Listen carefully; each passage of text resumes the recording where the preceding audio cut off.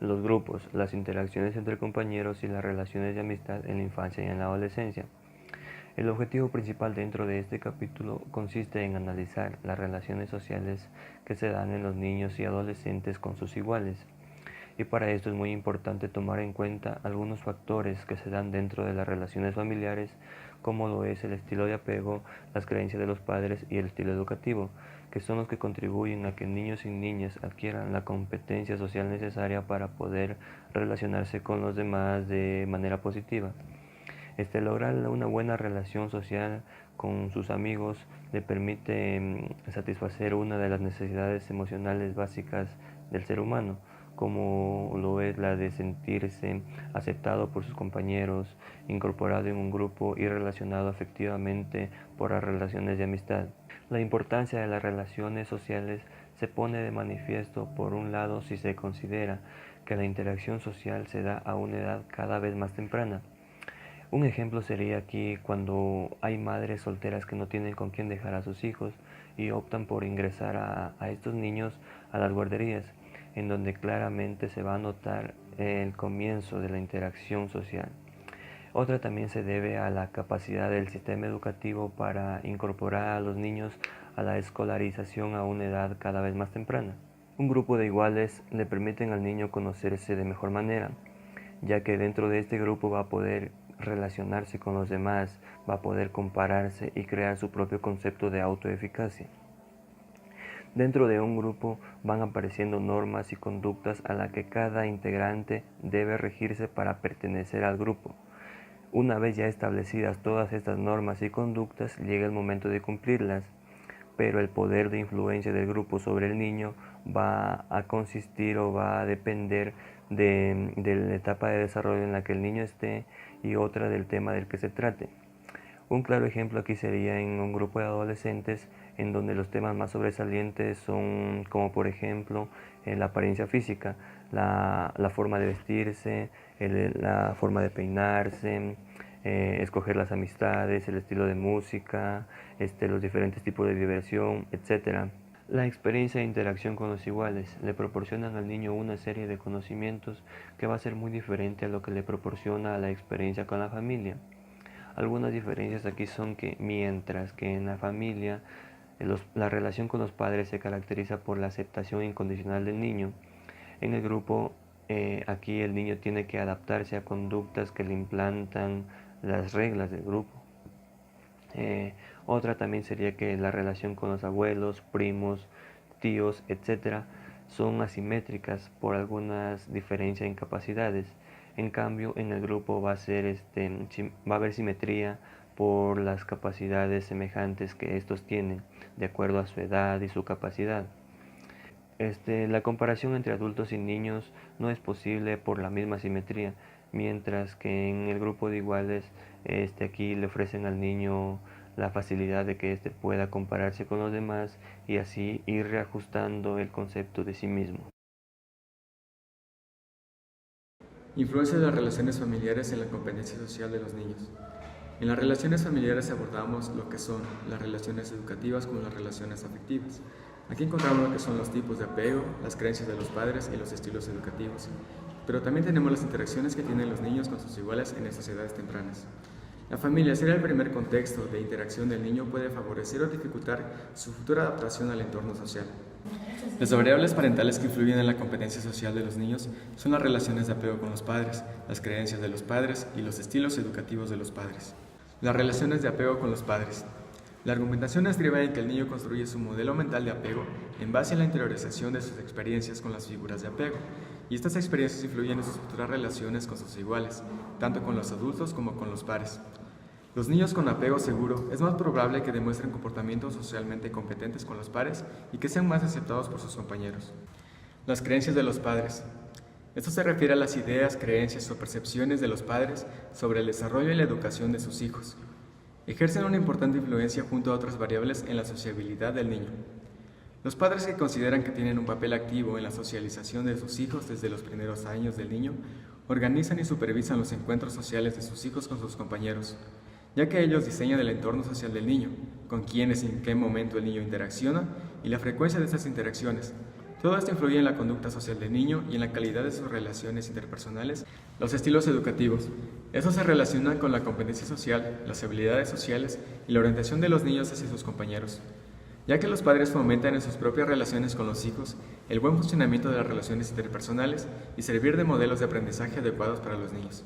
Esto se refiere a que los padres cariñosos, dialogantes, coherentes y firmes transmiten esas cualidades hacia sus hijos. A continuación hablaremos de los estilos educativos. El primero es el estilo democrático. Se caracteriza por la coherencia y firmeza en el cumplimiento de normas a los hijos, la expresión de afecto, el apoyo emocional y la comunicación hacia los hijos. Tenemos el estilo autoritario, que es basado en la falta de comunicación y afecto hacia el hijo, la inflexibilidad en la exigencia del cumplimiento de normas y generalmente se asocia con los padres que usan el castigo físico para imponer dominio. Tenemos el estilo permisivo. Los padres son excesivamente indulgentes con los hijos, no controlan la conducta del niño, no le exigen el cumplimiento de normas, por lo que los niños no pueden interiorizar las normas ni aprender a regular sus impulsos agresivos. Características y evolución del grupo de iguales. Las características del grupo de iguales surgen a través de la interacción social entre miembros del grupo. Etapa preescolar de 2 a 6 años. Antes de los 2 años, los niños interaccionan generalmente en grupos muy pequeños y lo hacen en parejas. No muestran preferencias de género en la elección de sus compañeros, pero a partir de los 2 años su comportamiento cambia. Empiezan a jugar en grupos más numerosos y expresan claras preferencias por jugar con compañeros del mismo sexo. Etapa escolar de 6 a 12 años. En esta edad las relaciones se basan en la amistad y realización de actividades lúdicas y deportivas. Acá los grupos crean sus propias normas sociales, cuyo cumplimiento es indispensable. Las normas sociales que elaboran los grupos regulan la agresión dentro y fuera del grupo, establecen en qué contexto social, con quiénes y ante qué situaciones está bien visto por los demás responder con agresión o con conductas prosociales. Al comienzo de esta etapa los miembros de la pandilla son de un mismo género, pero los cambios sexuales en la adolescencia les provocan que interaccionen con pandillas del sexo opuesto. Evolución de las interacciones entre compañeros y tipos de juego. Etapa infantil de 0 a 2 años. La primera actividad de los niños se denomina juego motórico o funcional, que está formada por simples acciones y ejercicios motores basados en movimientos repetitivos, en ocasiones realizados sobre objetos como agitar un sonajero, tirar un objeto, empujar un objeto o patear. Muy pronto en el desarrollo del niño aparecen las primeras conductas sociales, con los adultos y con otros niños, poniendo de manifiesto el mutuo interés por la interacción social. A los 2 meses los niños interactúan mediante la vocalización, la mirada y la sonrisa mutua. Estas expresiones al principio son muy cortas y poco frecuentes, pero a medida que avanza el desarrollo, las consecuencias de interacción se van haciendo cada vez más largas. Se van incorporando nuevas acciones y se coordinan acciones diferentes, ya que se encontraban aisladas en el repertorio comportamental del niño. A los 6 meses, las conductas de los niños con los iguales pretenden llamar la atención e iniciar la comunicación con los otros. En esta etapa, las interacciones, ya que sus limitaciones de desplazamiento les impide buscar por sí solos la compañía de otros niños. A partir de los 9 meses, aumenta la frecuencia y la interacción de las conductas comunicativas anteriores. Los niños se tocan, se observan, se sonríen, se muestran enfadados, se imitan y responden a las iniciativas lúdicas de sus compañeros. Los intercambian entre juegos, suelen producirse en torno a juguetes. Por ejemplo, un niño observa que otro está manipulando un objeto y él también lo quiere, apareciendo así las primeras disputas por objetos. Las consecuencias del progresivo control motor se va adquiriendo el niño en el desarrollo de la intencionalidad. Surge como una forma de interacción lúdica dominada juego de construcciones, que consiste en la manipulación de juego con el propósito de construir o crear algo, por ejemplo, construir una torre con distintos elementos o encajar piezas en un puzzle. Los niños a la edad de 1 año dirigen a sus compañeros conductas claramente intencionales, como sonrisas o gestos. El enfado se observan detenidamente y responden a las iniciativas del juego y a sus compañeros. A partir de los 18 meses se observa un tipo de actividad lúdica entre niños y se denomina juego paralelo de vida, que se produce cuando varios niños juegan acerca uno del otro como un espacio común, pero cada uno se realiza con su propia actividad, sin que se produzca auténtica interacción o cooperación. Por lo general realizan actividades de carácter exploratorio en torno a objetos. A los 18 meses aparece un juego simbólico o de ficción, que consiste en analizar un objeto o persona que simboliza algo que no es. Por ejemplo, utiliza un palo como si fuera un caballo, trata a un compañero como si fuera un médico o un profesor. El juego simbólico se generan situaciones imaginarias que permite que los niños crean nuevas normas, ensayar nuevas situaciones, modificar actividades e intercambiar papeles. La etapa preescolar de 2 a 6 años, los niños de 2 a 6 años se implican en diferentes tipos de actividad lúdica con sus iguales. Observa el juego del otro, realizando juegos en solitario, juegos de paralelo y actividades cooperativas en pequeños grupos. Estas consecuencias de tipos de juego se ha tenido relacionado con la progresiva madurez del niño, que implica de forma lúdica cada vez más compleja, pero en la realidad se tiene una visión diferente sobre el significado fundamental de las distintas formas de juego. Las distintas formas de juego que se realizan en esta etapa y yace que en el juego funcional y en el juego constructivo o juego sociodramático requiere diferentes grados de complejidad cognitiva, y por eso su frecuencia y relevancia cambian a lo largo del desarrollo, y los juegos simbólicos y van disminuyendo entre los 2 y los 5 años. En la etapa de los 6 y 12 años, en esta etapa se dan dos cambios importantes en las interacciones sociales de los niños. Por un lado, las agresiones físicas, que entre ellos generan la posición de objetos, que van siendo reemplazadas en las agresiones verbales como insultos, amenazas, desprecios o desplantes, que otros disminuyen los juegos de simulación y los juegos agitados para ser sustituidos por juegos de reglas y charlas entre amigos. Estrategias de interacción social entre sus iguales. Las estrategias hacen referencia de las formas de interacción que llevan a cabo los niños para relacionarse con sus iguales y resolver los conflictos que surgen entre ellos. Influye mucho en el grado de la aceptación y la adaptación del medio social, en el medio escolar. Las estrategias que emplean los niños en una determinada edad para resolver sus conflictos dependen en parte de sus capacidades, tanto cognitivas, afectivas, lingüísticas y relacionales, pero también dependen de las posibilidades que el contexto brinde al niño para observar, imitar e ir experimentando a distintas formas de proceder con sus interacciones de ciertas características físicas del niño. La competencia social es uno de los factores que contribuye a la popularidad de los niños, pero no es el único, ya que se hallan fuera del control de los niños, pueden afectar a las respuestas y expectativas de los demás ante la conducta infantil. Por ejemplo, ser guapos, amables, simpáticos, prosociales. Cuando un niño ha conseguido el estatus de popularidad, los compañeros esperan que se comporten según las expectativas que genere dicho dato. Las estrategias se dividen en estrategias positivas. Es aquella forma de interactuar en la que el niño afronta la situación si viola los derechos de los otros, buscando el acuerdo entre los participantes mediante el diálogo y la negociación. Por ejemplo, imitar, escuchar, elogiar, dialogar, negociar, defenderse sin agresividad y tener pasividad. Estrategias pasivas se basan en la inhibición del niño ante la situación. El niño no afronta el problema e intenta soslayar el conflicto, huyendo de él o esperando que el otro lo resuelva.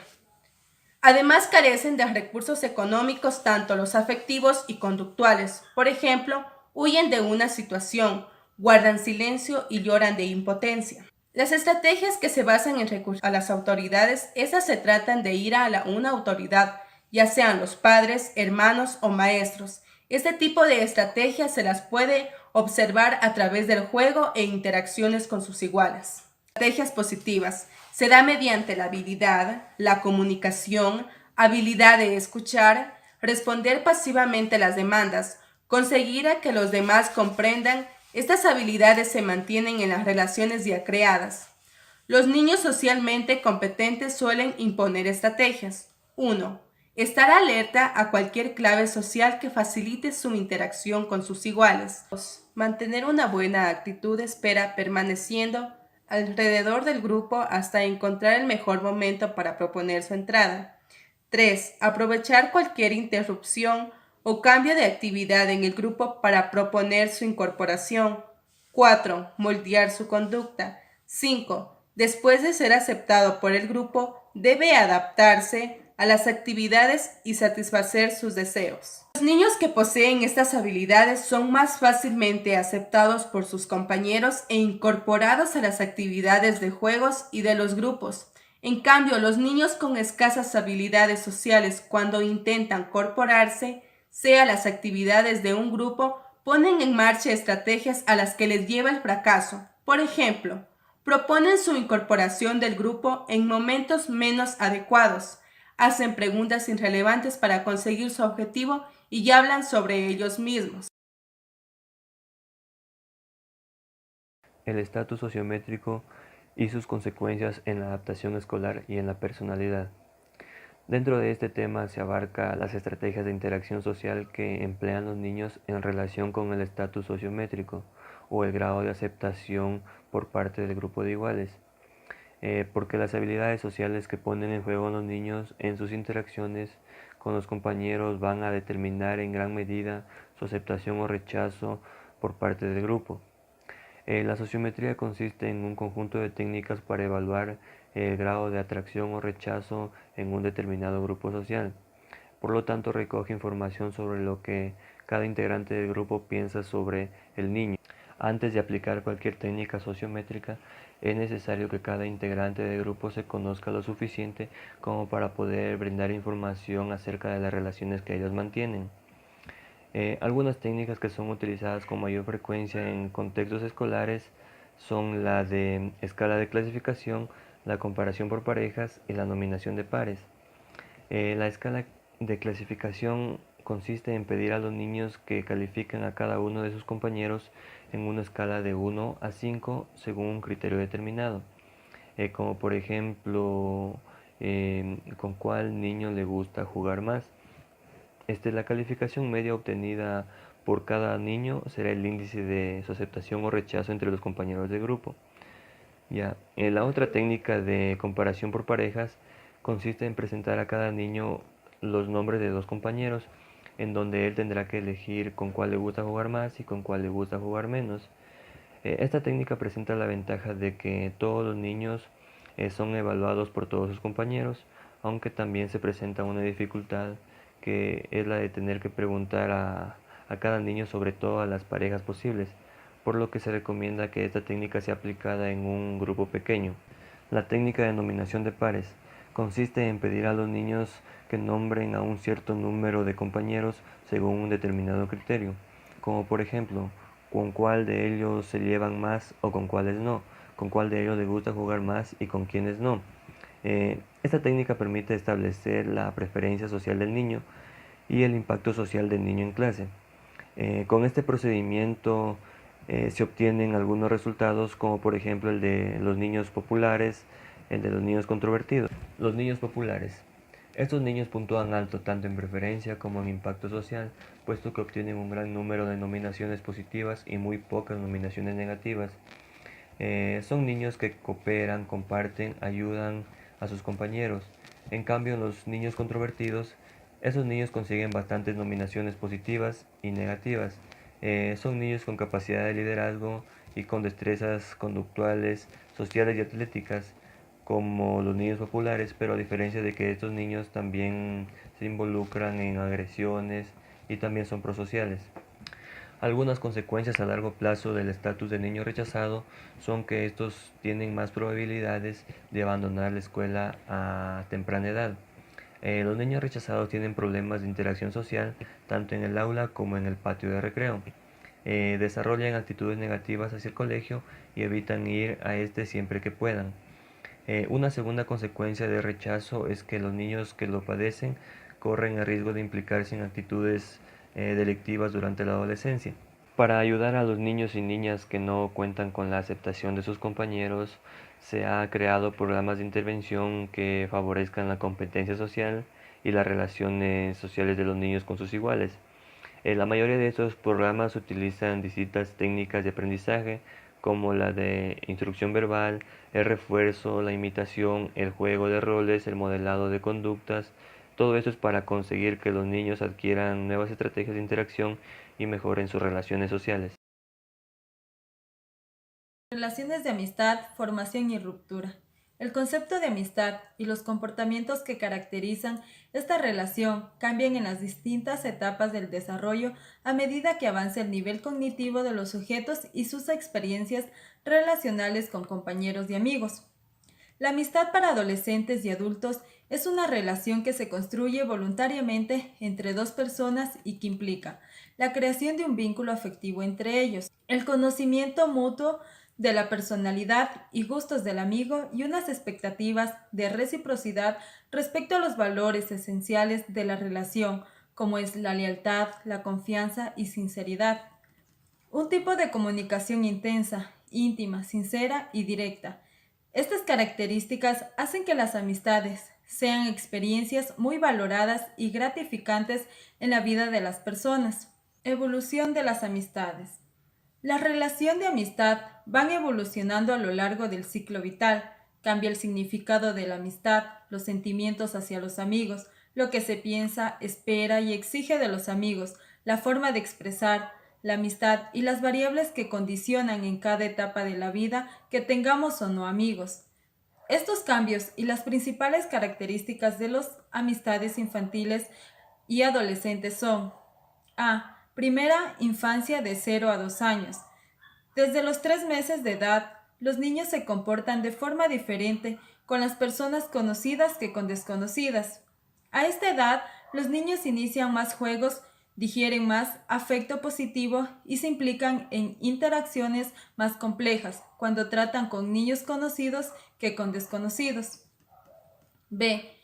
En la etapa preescolar, que es de 2 a 6 años, los preescolares se sienten atraídos, prefieren interactuar y por ello eligen como amigo a los compañeros que son semejantes a ellos en la edad, el sexo y el comportamiento.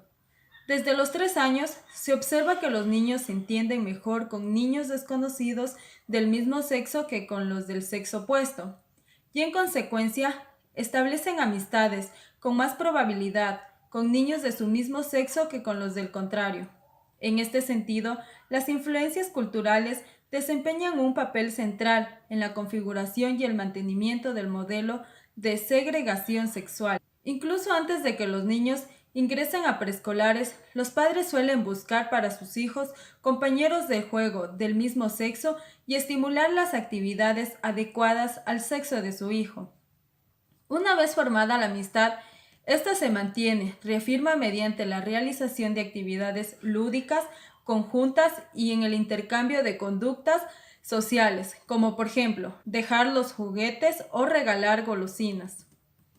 C. Etapa escolar, de los 6 a 12 años. En esta etapa, la amistad se define como la cooperación y la ayuda recíproca. Los amigos se perciben como personas que se ayudan unas a otras para lograr objetivos comunes.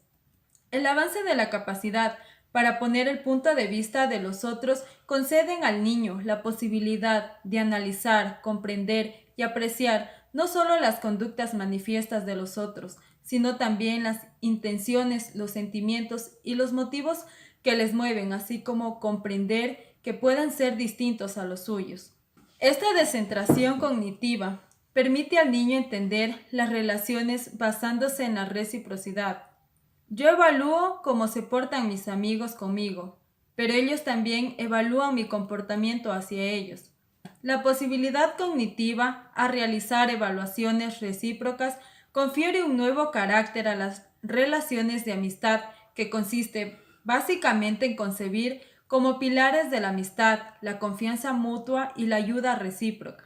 A esas edades, los niños eligen como amigos aquellos pares, generalmente del mismo sexo, que les ayudan, les aprueban, les prestan atención, les manifiestan cariño y acceden con gustos a sus peticiones, mientras que rechazan a los que no colaboran, les ignoran, ridiculizan, acusan, amenazan o agreden. En la adolescencia, que es de los 12 a 18 años, los adolescentes conciben las amistades como relaciones duraderas, basadas en el afecto y el conocimiento mutuo, y caracterizadas como la lealtad, la confianza, la sinceridad y la comunicación íntima. A partir de la adolescencia, el concepto de amistad se irá enriqueciendo con las experiencias vitales de la vida adulta, pero desde dicha etapa ya se concibe la amistad como un vínculo afectivo estable. Las funciones de las amistades.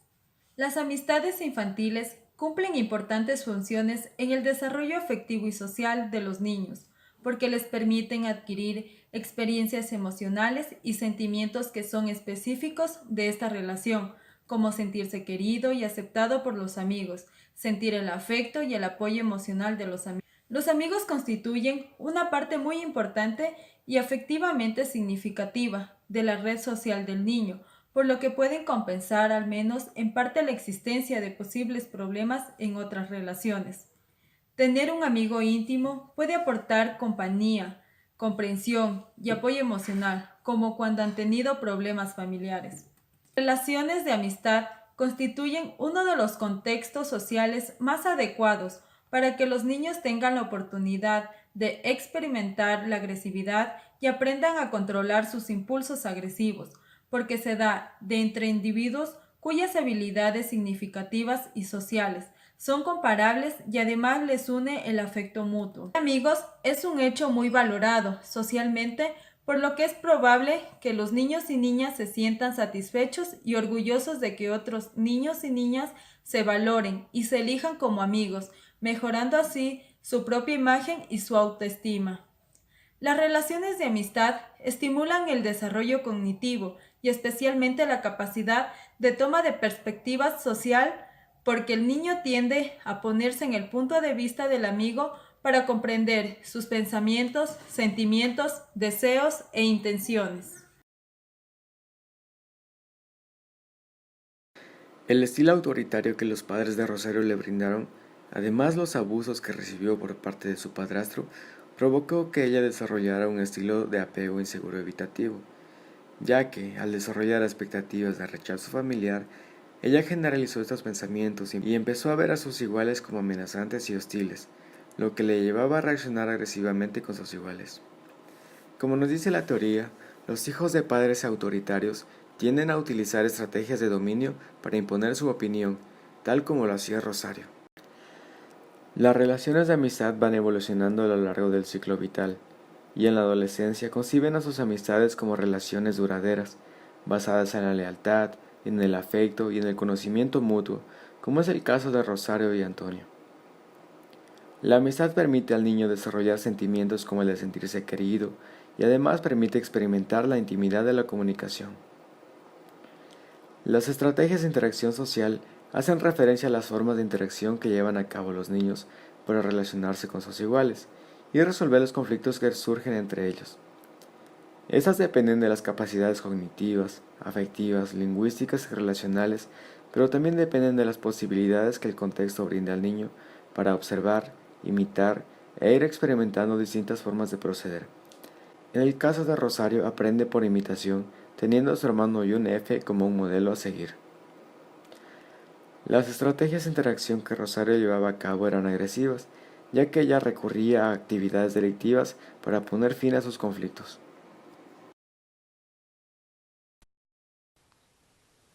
¿Cómo influyen los abuelitos de tu sobrina emocionalmente?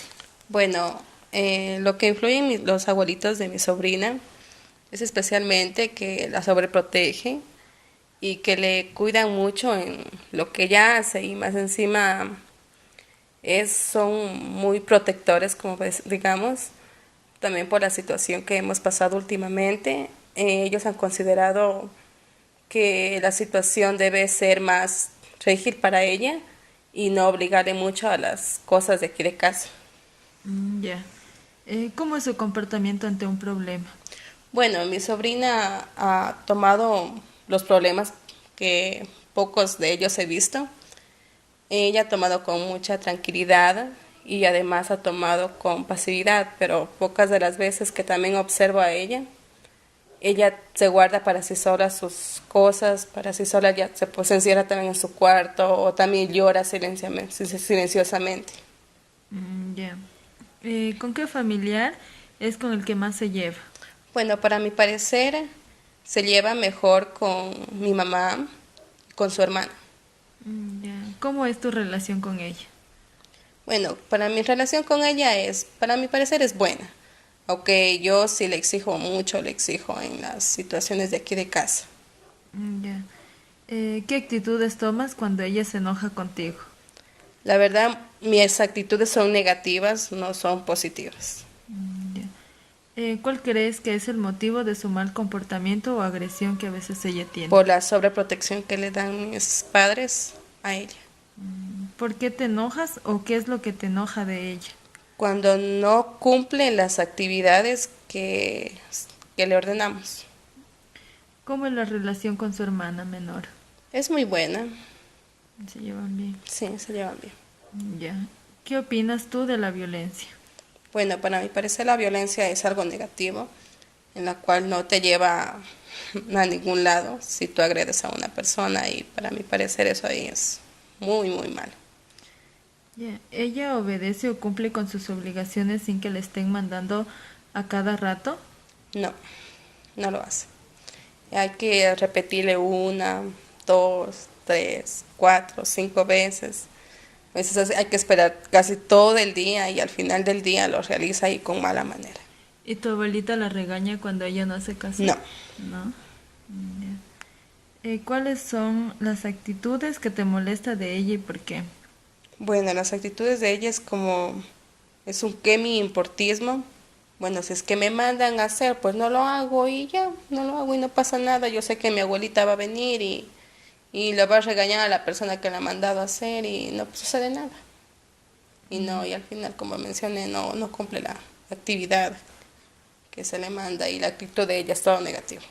Ya. ¿Qué integrante de la familia le hace ver que su actitud no es la correcta? Para mi parecer, yo soy la persona en la cual yo le hago caer en cuenta a mi sobrina que ella está mal en la situación y que tiene que reforzar y buscar todo lo positivo para que esa actividad que se le manda poderla realizar, aunque tarde, pero se la realice. Bueno, gracias. ¿Ya? Conclusiones. 1. Rosario, al tener un apego inseguro evitativo y haber sido educada con un estilo educativo autoritario, tuvo mayor probabilidad de sentir el rechazo de otros, sufrir inadaptación y no disfrutar sus relaciones amistosas con sus iguales. 2. Los padres que crían a sus hijos con un apego inseguro evitativo les transfieren frialdad y rechazo, generando en ellos reacciones de protesta y agresividad. Como resultado, el niño puede manifestar en las relaciones con sus compañeros la agresividad y las expectativas de rechazo originadas en el contexto familiar, dando lugar a estrategias agresivas de interacción social. 3. El estilo autoritario no facilita la interiorización de las normas ni el autocontrol de la conducta agresiva. Recomendaciones. 1.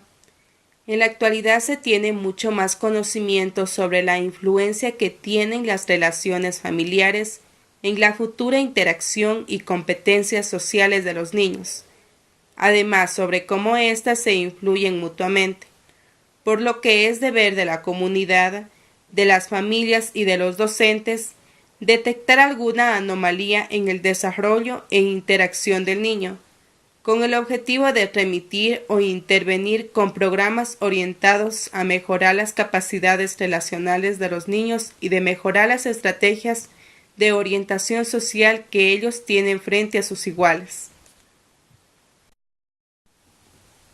2. Cuando detectamos algún cambio negativo en la interacción del niño y del adolescente, lo comunicamos a los padres y realizamos una intervención dirigida a la reparación del apego. Esta intervención requiere una implicación total por parte de los padres. El resultado que conseguiremos podrá verse a distintos niveles. Los síntomas del paciente disminuyen, la dinámica familiar mejora, la relación entre los padres y de los padres con el paciente se refuerza y repara, lo que a su vez mejorará las interacciones y estrategias que tiene en el ámbito social.